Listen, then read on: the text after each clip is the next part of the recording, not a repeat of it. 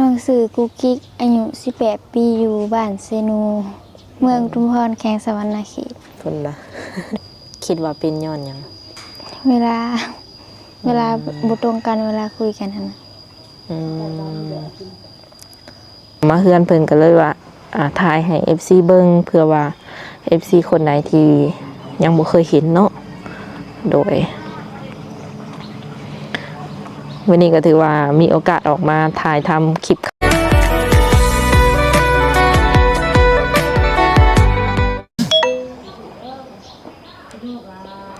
โดยสบายดีสวัสดี FC เบ่ทุกคนเด้อยินดีต้อนรับทุกคนเข้าสู่ช่อง YouTube ของสาวบุญเปียงสาวลาวทุกคนมื้อนี้ก็มาฮอดเฮือนฮอดซานสาวโสดเพิ่นเป็นทีเฮียบห้อยเนาะอยู่เฮือนสิว่าในตอนหน้านี่ก็เป็นเฮือนของสาวโสดที่ว่าเฮาสิมาถ่ายทำมื้อนี้เนาะเป็นเฮือนใหม่ทุกคนเป็นเฮือนใหม่เนาะบรรยากาศอยู่ในเฮือนในซานเพิ่นก็สิเป็นประมาณนี้หาได้มาทั้งทีก็คือขออนุญาตรีวิวให้FC เบิ่งเลยซะเนาะเพราะว่าปกติแล้วสักทางสาวเวียงเองก็ถ่ายทำน้องเพิ่นน่ะอยู่นอกพู้นทุกคนเลยมื้อนี้ได้เข้ามาเฮือนเพิ่นก็เลยว่าถ่ายให้ FC เบิ่งเพื่อว่า FC คนไหนที่ยังบ่เคยเห็นเนาะโดยวันนี้ก็ถือว่ามีโอกาสออกมาถ่ายทำคลิปข้างนอกบ้านทุกคนปกติก็ คือสาวเวียงบ่ได้ออกหลายมือเติบแล้วเนาะเพราะว่าฝนตกแล้วก็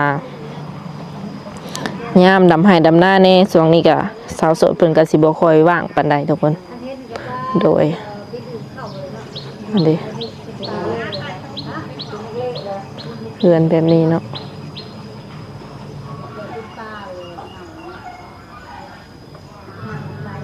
เดินก็กว้างอยู่ได้ทุกคนแต่ว่าฐานะเพิ่นก็บ่ค่อยดีปานใดหั่นแหละคือว่าเนาะแต่ว่าเดินบ้านเลยเดินเฮือนเพิ่นนี่ก็กว้างพอสมควรอยู่เซโนเมืองอุทุมพรแขวงสะหวรรณเขตเนาะทุกคนอันนี้เฮือนเพิ่นเนาะอันนี้ผู้สาวเพิ่นก็นั่งอยู่ทางในพุ่น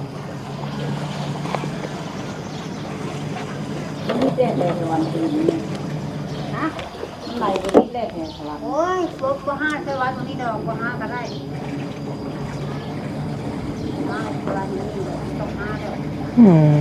ไปวันนี้เขาจะหัน1,000 เมตร2,000 เมตรผู้สาวกับแม่เพิ่นเนาะจะว่าน้ำมันไหลเดี๋ยวมันพัดมันเล่นหรอกแม่ว้าวโอเคทุกคนเป็นเอาได้ก็เข้าไปไปลงเข้าไปถามไทยสาวโสดกันก่อน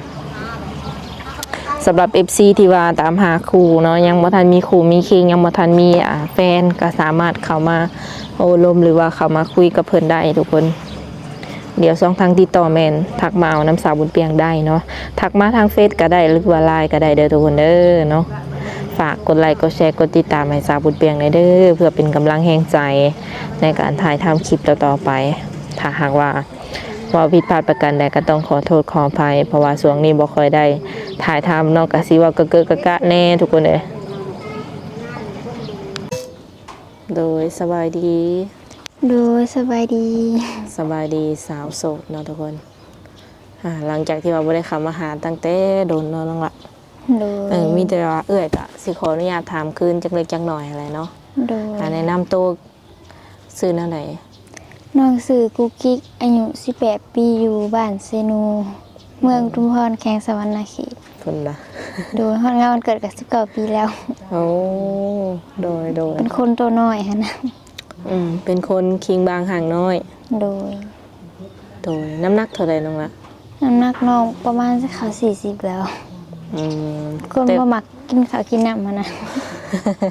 แต่ว่าเป็นคนสูงในตาเบิ่งเนาะสูงเท่าใดจะสูง160 ปลายเพราะว่าเบิ่งเพิ่นย่างเพิ่นยังก็คือแบบทรงสีสูงแฮงประมาณนี้ปัจจุบันนี่เป็นอะไรโสดอยู่บ่โสดนานหลังจากที่ว่าตั้งแต่มาอัปเดตตั้งแต่โดนเติบเนาะโดยแบบว่ามันเป็นอะไรมันบ่มีคนแบบถูกใจเพิ่นเนาะแม่น้องหลาบ่ถูกใจเพิ่นหรือว่าเพิ่นบ่ถูกใจเฮา ต่างคนต่างบ่ถูกใจกันนั่นน่ะ อืมตอนที่ว่าคุยกันช่วงนั้นก็คุยกันโดนอยู่บ่กับ FC เพิ่น โดนได้ประมาณ 2-3 เดือน อืมอันเหตุผลหลักๆที่แบบว่าต่างคนต่างบ่ได้คุยกันประมาณนี้นะคิดว่าเป็นย้อนหยัง เวลาบ่ตรงกันเวลาคุยกันนั่นน่ะ อืมอ่าคือเพิ่นทักมาน้องตอบอยู่ โดยต ต อ อ บบ ทุ อยู่ ก เหร ค อวะ น อ๋อเอาเป็นว่าตอนนี้เพิ่นก็โสด 100% ตีเนาะ โดยรอเลย ยังบ่มีไผคุยจ้าคนเลยบ่ตอนนี้ ยังเลย อ๋อถือซะว่าเปิดใจอีกรอบหนึงก็ว่าได้เนาะ โดยคือน้องหลาเปิดใจรอบนี้นี่คิดว่า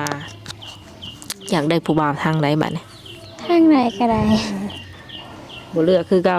โดย อายุเด้น้องละจำกัดบ่ ประมาณ20ปลายปีขึ้นไปก็ได้ 20ปลายฮอด เท่า ฮอด ใ จักปีสูงสุด จักปีก็ได้ เอาแท้ๆนี่ โดย ยันว่าจังได๋เพิ่นมาลมเพิ่นว่ายันบ่ลมนำเนาะก็คือลมได้คือกัน โดย เคยมีบ่แบบว่าผู้บ่าวรุ่นแบบอายุหลายแน่จักหน่อยเนาะ50 60จังซี่เพิ่นเข้ามาคุยอะนะมีบ่ มี คุยกันได้แบบได้โดนบ่กับคนที่ว่าอายุหลายแน่ โดนได้ประมาณ 2-3 เดือนนั่นแหละ อืมแตกต่างอยู่บ่ระหว่างแบบว่าผู้บ่าววัยรุ่นกับผู้บ่าวอายุหลายนะความคิดเพิ่นแตกต่างอยู่บ่เท่าที่ว่าน้องได้ร่วมกับเพิ่น โดยความผิดมันแตกต่างกันหลาย ระหว่างวัยรุ่นกับหนุ่มสูงวัยนี่ตัวใดโอเคกว่าเจ้าคิดว่า หนุ่มสูงวัย โดยก็คือหนุ่มอายุหลายนั่นแหละเนาะทุกคน โดย รักๆนี่มักผู้ชายนิสัยแบบใด คนนิสัยดีมักช่วยเหลือคน แม่นมักและแบบนั้นเนาะ โดย คือน้องเปิดใจเนาะเปิดใจนี่แบบว่า หาคนคุยหรือว่าหาแฟน หาแฟน สมมุติว่าเพิ่นอยากสร้างครอบครัวเลยเด้น้องละน้องคิดว่าแนวใด รวมกันก่อนประมาณ6 เดือนหนึ่งใจกันก่อน ขั้นต่ำบ่นะ โดย ขั้นต่ำแม่นประมาณแบบว่าศึกษาดูใจกันก่อน4-5 เดือนเนาะ โดย เพิ่นต้องเฮ็ดแบบใดซะเฮาจังสิแบบมั่นใจในตัวเพิ่นหรือว่าเชื่อมั่นในตัวเพิ่นว่าเพิ่นนี้ เป็นคนที่ว่าใช้สำหรับน้องจังซี่นะเพิ่นต้องเฮ็ดประมาณใด แบบเอาใจใส่แบบแย่งเขาดีหั้นนะแล้วก็บ่ตบบ่ตี ต่างคนแบบต่างเข้าใจกันเวลาแบบมีเวียกมีงานหั่นนะ ใจฮ้อนนี่ก็บ่มักบ่มักผู้บ่าวใจฮ้อนเนาะ โดย สมมุติว่าเพิ่นโทรมาดุโทรมาเรื่อยจังซี่นะเฮ็ดอะไรมักอยู่บ่เลยเอาตรงๆเลย ก็บ่ค่อยมักปานใด เพราะว่าเวลาเฮาว่างมันบ่คือกันหั่นนะ ปัจจุบันนี้เจ้าเฮ็ดเวียกหยังซะน้องล่ะ น้องออกเวียกแล้วเพราะว่าสิขึ้นไปดำนาซอยพ่ออยู่พารานไซ คือตอนนี้อยู่เซโนเนาะ โดย วันนี้สิขึ้นไปพารานทรายพุ่น โดยถากายาวก็เพราะว่าเฮาก็ปลูกกานี่ โอ้หน้าอยู่พุ่นติ หน้าพ่อปีนี้เพิ่นเฮ็ดปีกายนี่เพิ่นบ่ได้เฮ็ด แบบว่าหน้าอยู่เซโนบ่มีบ่ มีคือกันแต่บ่ได้เฮ็ดบ่มีคนพาเฮ็ด อันนี้พอเพิ่นตั้งขึ้นไปเฮ็ดหน้าอยู่พุ่น โดย โดยขออนุญาตถามน้องหลามีไอ้น้องกันจักคน มีเอ้ยคนหนึ่งอ้ายคนหนึ่ง จะเป็นลูกสาวหล่ะ โดย อ้ายกับเอ้ยนี่เพิ่นออกเฮือนและหมายถึงแต่งดองออกเฮือนล่ะบ่ ยังบ่ได้แต่งดองบัดผู้เอ้ยกำลังสร้างครอบครัวผู้อ้ายหายัง ยังอยู่เฮือนแบบว่าอยู่เฮือนหลังนี่นํกันบ่ หาคนขึ้นไปอยู่ไทยแล้ว เพิ่นไปหาเงินหาคำจังซี่เนาะ โดย แบบอยู่ลักๆหรือว่าคนที่อยู่เฮือนแท้ๆตอนนี้นี่มีไผแน่ซะน้องล่ะ มีน้องแล้วก็แม่2 คน อยู่แบบว่าตามลำพัง2 คน โดย มีแต่ผู้หญิงเลยเนาะทุกคน เอาพ่อได้สะโดนๆผุนบ่เพิ่นจังมา เพราะพ่อแม่เพิ่นแยกทางกันแล้ว เออ พ่อเพิ่นไปเอาเมียใหม่อยู่พารานไซอะนะ โอ้เออคิดว่าเพิ่นไปเฮ็ดหน้าซื่อๆบ่แม่น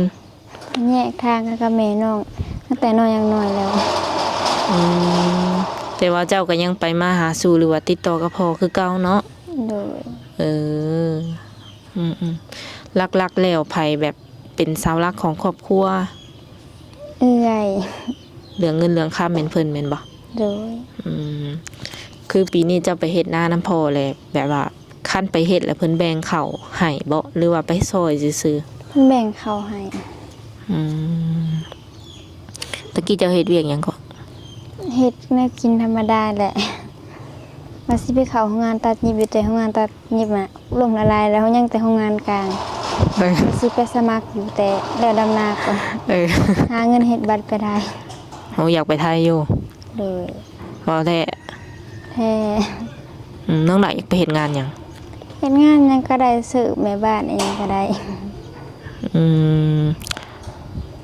งานนี่หลายเนาะแต่บ่ฮู้ว่าน้องเพิ่นสิแบบกล้าไปบ่ทุกคนเลยเท่าที่แบบเฮาสิว่าได้เฮาเปิดคลิปมาจังซี่ก็บ่ได้มีแบบว่าคนติดต่อมาให้ไปเฮ็ดงานเหตุการณ์บ่ บ่มี สมมุติว่ามีเนาะคิดว่าสิกล้าไปบ่ซะสมมุติว่าเพิ่นติดต่อมาอยากให้เจ้าไปเฮ็ดงานเด้องานบ้านบ่หรือว่าเด็กเสิร์ฟบ่จังซี่นะสิกล้าไปบ่ล่ะ ต้องได้ตัดสินใจดนก่อนบ่มั่นใจอะนะแต่เพิ่นเอาไปขาย คนบ่รู้จักกันเนาะ เลย เอาเป็นหยังก็ค่อยๆเบิ่งไปแหละเนาะบางทีก็มีทั้งคนดีแล้วก็คนที่เพิ่นแบบบ่ดีนั่นแหละคือน้องว่าก็ย่านแน่ เลย ตั้งแต่เป็นสาวมาเนาะคือเคยไปฝั่งไทยแล้วบ่ ยังบ่เคยจักเทื่อ เออเฮ็ดงานเคยเฮ็ดงานนี่ก็แม่นอยู่แต่ลาวซื่อๆเนาะ โดย ไปลิ้นไปเที่ยวก็ยังบ่เคย โดย อาชีพหลักๆก็คืออยู่บ้าน โดย ชาวไร่ชาวนาธรรมดา แม่น แม่ได้ซะเพิ่นเฮ็ดเวียกเฮ็ดงานห แม่ ยังก็ มันเฮ็ดห้านอาหารสุก อัน อาหารแนวกินหั่นน่ะ หมายถึงว่าเปิดห้านเป็นของตัวเองเลย เฮ็ดน้ำเจ้านาย เอาเพิ่นไปรับจ้างเนาะ โดย โดยเพิ่นอายุเท่าใดตอนนี้น้องละ 50ปลายปี โอ้แต่ว่าเพิ่นก็ยังเฮ็ดงานเนาะยังแบบ โดย ยังดุยังขยันประมาณนี้นะยังไปเฮ็ดงานเหตุการณ์แบบปกติเลยหากเรื่องหนังสือน้องละก็ได้เรียนอยู่บ่ล่ะ เฮียนจบปหาหั่นน่ะ จุบบ่ได้เรียนมานี่จักปีแล้ว หลายปีแล้ว อ่านออกเขียนได้อยู่บ่เลย ได้ โดยภาษาลาวหรือว่าภาษาไทยนี่ได้อยู่บ่ ได้ เอาบัดทีนี้คันว่าเพิ่นแบบผู้บ่าวเนาะหรือว่า FC นี่เพิ่นอยากทักมาเล่นน้ำบัดนี้เพิ่นสามารถแบบทักหาน้องได้ช่วงใดแน่ ช่วงไหนก็ได้คะแนนว่าน้องว่างก็สิตอบมานะ ทักมาได้ตลอด โดย กลางคืนนี่ได้สนอนประมาณจักโมง ประมาณ 8-9 โมง น่ะนอนแต่เว้นเนาะ แล้วก็10 โมงนอน โมโห อยากนอนแห้งก็รับเลย เออก็ทักมาป้าไว้ประมาณนี้เนาะ โดย คันว่าสิโทรเลยนี่ก็อาจจะบ่ได้แบบว่ารับประมาณนี้บ่ โดย แจ้งยังให้เพิ่นเฟซไลน์ มีได้แล้วก็วันแอป Facebook บ่ได้แจกบ่ บ่ค่อยได้ลิ้นนะ นิสัยของน้องหลักๆแล้วเป็นคนแบบใดบ่ เป็น เว้า คน FC ฟังหน่อย เลือกได้แล้วก็ว่าบ่ถูก เอาเป็นคนใจร้อนบ่หรือว่าใจเย็น ยามใจร้อนก็ใจร้อนยามใจเย็นก็ใจเย็น ก็ เวลาใจร้อนก็มีแต่ยามจักหาย ก็หายก็เครียดปกติ โดย ยันว่าเป็นคนใจเย็นแบบบ่มักหายมักเครียดหยังประมาณนี้ก็หายคือกันเห็นยิ้มแบบนี้ก็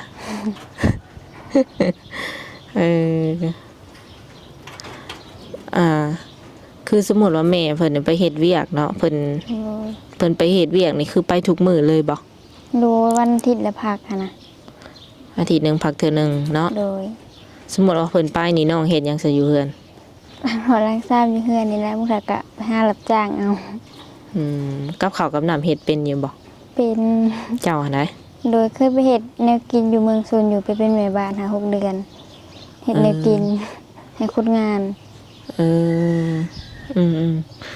อันนี้เฮือนน้องเลยบ่ขออนุญาตถาม เงินมูลเงินพ่อเฒ่าแม่เฒ่าหั้นนะพ่อเฒ่าแม่เฒ่าเพิ่นเสียแล้ว เลยแม่เพิ่นอยู่ต่อ โดย หรือว่ามีเฮือนอีกหลังบ่หรือว่ามีทอหลังนี้ นี่อีกร้างหนึ่งเงินลุงอะนะ เออเพิ่นก็ให้อยู่บ่เลยเฮือนลุง ให้อยู่แต่ยังเฮ็ดบ่แล้ว อืมปัจจุบันนี้แม่นอยู่เฮือนหลังนี้เป็นหลักเนาะ โดย อยู่2 คนกับแม่ประมาณนี้ทุกคนให้หน้าตะกร้านี่ก็มีแต่ว่าบ่มีคนพาเฮ็ด โดย รถไถเฮ็ดให้เฮ็ดหน้านี่มีอยู่บ่ซะ บ่มี มีแต่หน้าซื่อๆเนาะ โดย อุปกรณ์การเฮ็ดให้เฮ็ดหน้าก็บ่มี โดย เออสมมุติว่าน้องหลาคุยแบบว่าสิว่าในคุยกับผู้บ่าวเนาะและเจอคนที่ว่าเพิ่นนี่พร้อมที่จะดูแลหรือว่าอยากสร้างครอบครัวกับน้องจังซี่นะเพิ่นสามารถแบบว่ามาขอมาแต่งเอาไปอยู่น้ำเพิ่นได้เลยบ่หรือว่าต้องพาเพิ่นมาอยู่พี่ ได้อยู่ได้บ่2ผังเลยอยากอยู่นี่ก็ได้อยู่นั่นก็ได้ อืม ได้ทั้ง2ภายเลย จะไปอยู่น้ำเพิ่นก็ได้ โดย บ่ว่าสิอยู่ฝั่งไทยหรือว่าไกลกว่าหันก็ไปได้เด้ โดยเออสมมุติว่าน้องไปแล้วแม่ได้จ้ะ ต้องให้แกลงมาเมืองแบบแบ่งเวลาก็ลงมาเมืองหั่นนะ อืมคือการ ผู้หนึ่งมาผู้หนึ่งขึ้นหั่นนะ เออเพราะว่าเพิ่นก็ยังบ่ทันได้แบบสิว่าไดแยกออกไปอยู่แบบส่วนตัวเนาะมีแต่ว่าเพิ่นหาเงินซื่อๆก็สามารถไปมาหาสู่เบิ่งเพิ่นได้ดิ โดย คือน้องเปิดใจนี่แบบว่าแม่เพิ่นฮู้บ่ ฮู้แล้ว เพิ่นก็ถามไทยอยู่บ่แบบว่าเป็นแนวใดแบบเปิดใจมีคนคุยบ่จังซั่นจังซี่ ถามอยู่ จะว่าจังไดซะ ก็ตอบเพิ่นว่ามีอยู่ค่ะบ่หลายหั้นนะ อืม มี เพิ่น คนหนึ่งสองคน ก็บอกเพิ่นดิ ก็คือเพิ่นบ่ได้บอกมาว่าแบบอยากได้ลูกเคยประมาณนั้นประมาณนี้ บอกอยู่ เพิ่นอยากได้ประมาณใด ทำได้ก็ได้หั้นนะอายุเพิ่นว่าขอแค่เพิ่นให้เขาฮักเฮาก็พอ เพิ่นบอกเจ้าอันใด โดย อันนี้เป็นคำเว้าของท่าแม่เพิ่นเนาะทุกคนที่ว่าเพิ่นหาบอกน้องขอแค่ว่าเพิ่นน่ะฮักแพงเจ้าประมาณนี้ โดย อายุน้อยหรือว่าหลายนี่บ่เกี่ยวติ โดย และการเลือกคู่ของน้องนี่แบบว่าน้องเลือกเองบ่หรือว่าต้องเอามาให้แบบแม่เพิ่นสแกนให้คักแน่ น้องเลือกเอง คันเจ้ามักก็คือว่าถือว่าผ่านบ่ โดย เออเบิ่งน้องเพิ่นคือสิแบบบ่มักเว้านะ แบบเวลาอยู่กับหมู่กับครูเว้าหลายอยู่บ่ ธรรมดา ก็เว้าแบบนี้เลย โดย ถามคำตอบคำเลยเนาะทุกคน แน่ว่าไปเลินในหมู่บัดคนบ่รู้จักกะบ่ปาก เออหากเจ้ามักไปแบบว่าไปหลินไปเที่ยวปาร์ตี้อยู่บ่ มันบ่ค่อยได้ไปอยู่แต่เฮือนหั่นนะ หากกินได้บ่กินเหล้ากินเบียร์ กินได้อยู่น้อยหนึง น้องบ่ค่อยมักเบียร์ปานใด โดยเจ้ามีโรคแบบมีโรคประจำตัวอยู่บ่น้องล่ะ บ่มี อืมแข็งแรงปกติเนาะ โดย เอาตรงๆเด้อเจ้าอายุ18สิเข้า19เนาะ โดย เจ้าคิดว่าเจ้าอยากสร้างครอบครัวตอนอายุจักปี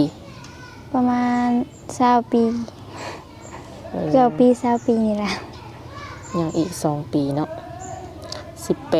เข้า19หรือบ่เจ้าว่านะ โดย เดือนใดก็ ประมาณเดือน8หอนแล้ว พอดีแล้วให้แล้วนะเนาะ 19 ปีกับบ่โดนเนาะทุกคนมีแต่ว่าลองคุยกับน้องเพิ่นเบิ่งทุกคนเลยที่นี่คันว่า FC เพิ่นเห็นน้องหลาแล้วเนาะแลเพิ่นอยากมาแบบมาเยี่ยมมายามมาเล่นเพื่อนเล่นซ่านน้องจังซี่นะน้องสะดวกบ่ สะดวก สามารถมาหาได้เลยบ่ โดย เอื้อยพามาได้เลยบ่หรือว่าต้องนัดกับเจ้าก่อน ต้องนัดก่อนบางทีก็บ่ได้อยู่เพื่อนหั่นนะ อืมก็คือมาแบบเซอร์ไพรส์บ่ได้เนาะยันว่าน้องมักอยู่ การ เพื่ มา อน บัดถึกบ่อยู่เพื่อนหั่นนะ เออ บัดโดนๆออกเถื่อหั่นนะเพื่อนค่ะ เออสมมุติว่ามื้อได้ไปเล่นไปเที่ยวนี่ไกลไปเล่นไกลบ่จากเพื่อน บ่ใกล้แถวสนามไส อืม แล้วเส้นนึงนี่แหละ หมู่ก็มีแต่แถวนี้ โดย เออขออนุญาตถามแบบตรงๆเด้อผู้บ่าววัยรุ่นนี่ก็เจ้าก็บ่ได้มาจีบเจ้าบ่ บ่มีเขาบ่ได้มาจีบ มันบ่มีผู้บ่าว โดย ว่าวแท้อยู่ว่าวแท้นี่นะ แท้ เออ มันกับแปลกเลยเนาะทุกคนแบบ เพราะว่าน้องเพิ่นกับผู้เจ้าผู้งามอยู่อะนะก็ทรงสิมีแบบผู้บ่าววัยรุ่นคือกันมาจิมาหยังประมาณนี้บ่มีเลยจ้ะคน บ่มี เก็บตัวได้เนาะ เรื่องจริงอันนี้ เออโอเคทุกคนมีแต่ว่าทั้งสามเพียงก็สิขออนุญาตโอ้ลมกับเพิ่นประมาณนี้ก่อนเนาะหลักๆก็มีแต่ว่า อยากออกมาแบบเปิดใจอีกครั้งก็ว่าได้เนาะเพราะว่าน้องเพิ่นโสดแล้วตอนนี้เนาะในเรื่องหลามีอย่างอยากบอกคนเก่าที่ว่าเพิ่นเคยคุยกับเจ้าบอสมมติว่าเพิ่นมาเห็นเจ้าอีก แบบมาเห็นเปิดใจอีกประมาณนี้นะมีอย่างอยากเว่ากับเพิ่นบ่ โอ้โหในเสื้อ จบกันโดยดีบ่ละถาม โดยจบกันด้วยดีเลย บ่ได้เครียดบ่ได้หยังกันเนาะ โดย ยันว่ามีแต่ว่าสำหรับ FC คนใดอยากทักมาเล่นน้ำเพิ่นก็สามารถทักมาได้เนาะทางเบอร์ WhatsApp แล้วก็ LINE บ่ โดย ทักมาได้ตลอดทุกคนเลยตอนนี้ตั้งเลยที่ LINE ตั้งแล้ว LINE อันโต๊ะเก่าเมื่อก่อนบ่หรือว่าตั้งใหม่ ได้ตัวเก่า โอเคสำหรับคลิปนี้สาวบุญเปียงกับน้องเพิ่นเนาะสิได้ขอตัวจะไว้ก่อนมื้อหน้าคัน FC ให้มาหาก็สิมาหาใหม่เนาะ โด โด ย ยสบายดี สบายดี